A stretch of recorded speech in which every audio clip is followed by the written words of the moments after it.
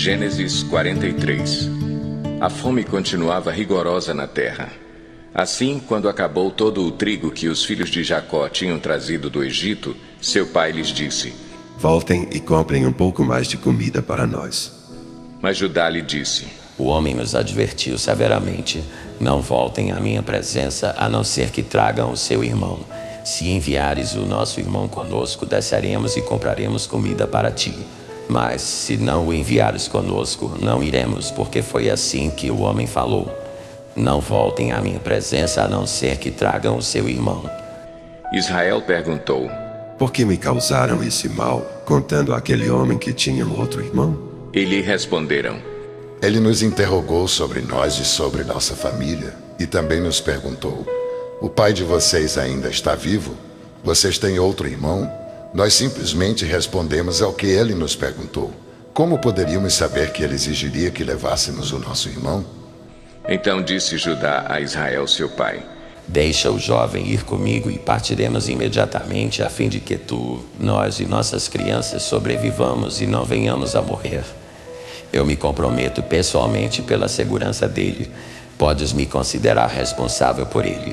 Se eu não o trouxer de volta e não o colocar bem aqui na tua presença, serei culpado diante de ti pelo resto da minha vida. Como se vê, se não tivéssemos demorado tanto, já teríamos ido e voltado 2 vezes. Então Israel, seu pai, lhes disse: Se tem que ser assim, que seja. Coloquem alguns dos melhores produtos da nossa terra na bagagem e levem-os como presente ao tal homem. Um pouco de bálsamo, um pouco de mel, algumas especiarias e mirra, algumas nozes de pistache e amêndoas.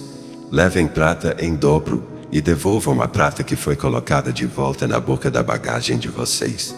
Talvez isso tenha acontecido por engano.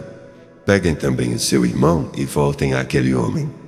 Que o Deus Todo-Poderoso lhes conceda misericórdia diante daquele homem, para que ele permita que o seu outro irmão e Benjamim voltem com vocês. Quanto a mim, se ficar sem filhos ficarei.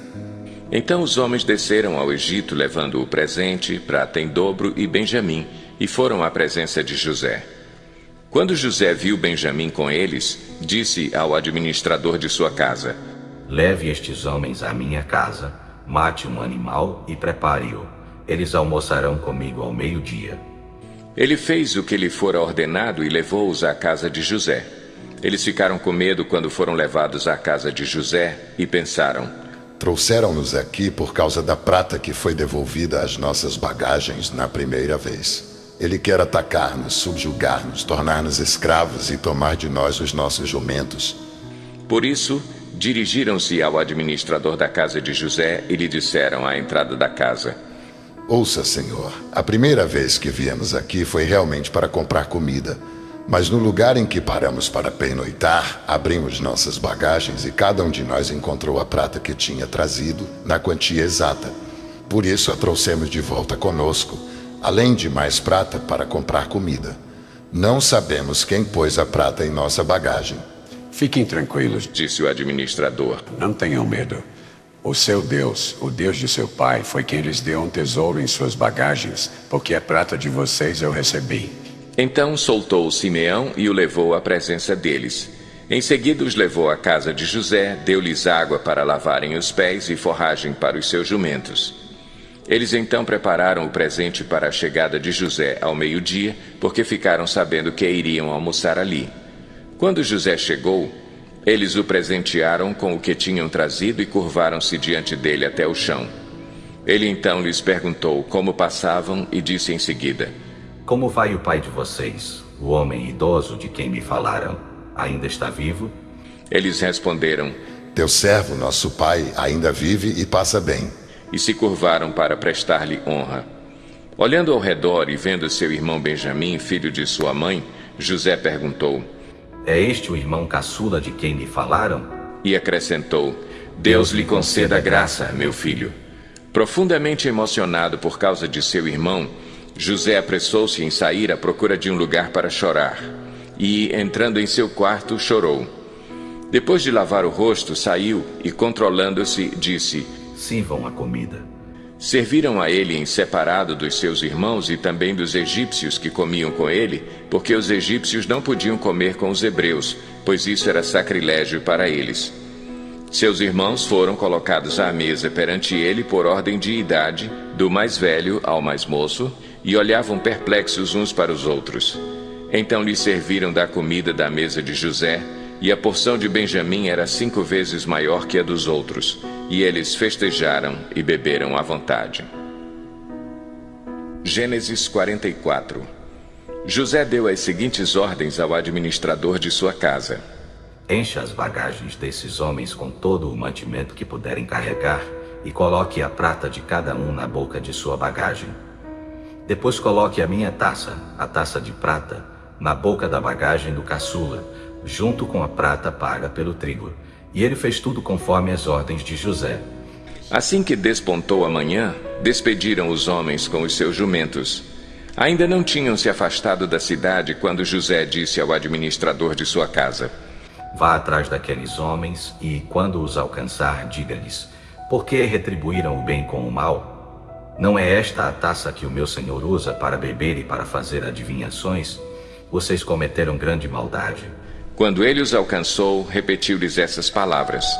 Mas eles lhe responderam: Por que o meu senhor diz isso? Longe dos seus servos fazer tal coisa. Nós lhe trouxemos de volta da terra de Canaã a prata que encontramos na boca de nossa bagagem. Como roubaríamos prata ou ouro da casa do seu senhor? Se algum dos seus servos for encontrado com ela, morrerá, e nós os demais seremos escravos do meu senhor. E disse ele: Concordo. Somente quem for encontrado com ela será meu escravo. Os demais estarão livres. Cada um deles descarregou depressa a sua bagagem e abriu-a. O administrador começou então a busca desde a bagagem do mais velho até a do mais novo. E a taça foi encontrada na bagagem de Benjamim. Diante disso, eles rasgaram as suas vestes. Em seguida, todos puseram a carga de novo em seus jumentos e retornaram à cidade. Quando Judá e seus irmãos chegaram à casa de José, ele ainda estava lá. Então eles se lançaram ao chão perante ele. E José lhes perguntou: Que foi que vocês fizeram? Vocês não sabem que um homem como eu tem poder para adivinhar? Respondeu Judá: O que diremos a meu senhor? Que podemos falar? Como podemos provar nossa inocência? Deus trouxe à luz a culpa dos teus servos. Agora somos escravos do meu senhor, como também aquele que foi encontrado com a taça. Disse, porém, José: Longe de mim fazer tal coisa. Somente aquele que foi encontrado com a taça será meu escravo. Os demais podem voltar em paz para a casa do seu pai. Então Judá dirigiu-se a ele, dizendo: Por favor, meu senhor, permite-me dizer-te uma palavra. Não se acenda a tua ira contra o teu servo, embora sejas igual ao próprio faraó. Meu senhor perguntou a estes seus servos se ainda tínhamos pai e algum outro irmão. E nós respondemos: temos um pai já idoso, cujo filho caçula nasceu-lhe em sua velhice. O irmão deste já morreu, e ele é o único filho da mesma mãe que restou, e seu pai o ama muito. Então disseste a teus servos que o trouxessem a ti, para que os teus olhos pudessem vê-lo. E nós respondemos a meu senhor que o jovem não poderia deixar seu pai, pois caso o fizesse, seu pai morreria. Todavia disseste a teus servos que se o nosso irmão caçula não viesse conosco, nunca mais veríamos a tua face. Quando voltamos a teu servo, a meu pai, contamos-lhe o que o meu senhor tinha dito. Quando o nosso pai nos mandou voltar para comprar um pouco mais de comida, nós lhe dissemos: só poderemos voltar para lá se o nosso irmão caçula for conosco, pois não poderemos ver a face daquele homem a não ser que o nosso irmão caçula esteja conosco. Teu servo, meu pai, nos disse então: vocês sabem que minha mulher me deu apenas 2 filhos. Um deles se foi, e eu disse: com certeza foi despedaçado, e até hoje nunca mais o vi. Se agora vocês também levarem este de mim, e algum mal lhe acontecer, a tristeza que me causarão fará com que os meus cabelos brancos desçam à sepultura. Agora, pois, se eu voltar a teu servo, meu pai, sem levar o jovem conosco, logo que meu pai, que é tão apegado a ele, perceber que o jovem não está conosco, morrerá. Teus servos farão seu velho pai descer seus cabelos brancos à sepultura com tristeza. Além disso, teu servo garantiu a segurança do jovem a seu pai, dizendo-lhe: Se eu não o trouxer de volta, suportarei essa culpa diante de ti pelo resto da minha vida. Por isso, agora te peço, por favor, deixa o teu servo ficar como escravo do meu senhor no lugar do jovem e permite que ele volte com os seus irmãos. Como poderei eu voltar a meu pai sem levar o jovem comigo? Não posso ver o mal que sobreviria a meu pai. Gênesis 45. A essa altura, José não podia mais conter-se diante de todos os que ali estavam e gritou: Façam sair a todos. Assim ninguém mais estava presente quando José se revelou a seus irmãos. E ele se pôs a chorar tão alto que os egípcios o ouviram, e a notícia chegou ao palácio do faraó. Então disse José a seus irmãos: Eu sou José. Meu pai ainda está vivo? Mas os seus irmãos ficaram tão pasmados diante dele que não conseguiam responder-lhe. Cheguem mais perto, disse José a seus irmãos. Quando eles se aproximaram, disse-lhes: Eu sou José, seu irmão, aquele que vocês venderam ao Egito. Agora não se aflijam nem se recriminem por terem me vendido para cá, pois foi para salvar vidas que Deus me enviou adiante de vocês. Já houve 2 anos de fome na terra, e nos próximos 5 anos não haverá cultivo nem colheita. Mas Deus me enviou à frente de vocês para lhes preservar um remanescente nesta terra e para salvar-lhes a vida com grande livramento. Assim, não foram vocês que me mandaram para cá, mas sim o próprio Deus. Ele me tornou ministro do faraó e me fez administrador de todo o palácio e governador de todo o Egito. Voltem depressa a meu pai e digam-lhe: Assim diz o seu filho José, Deus me fez senhor de todo o Egito. Vem para cá, não te demores.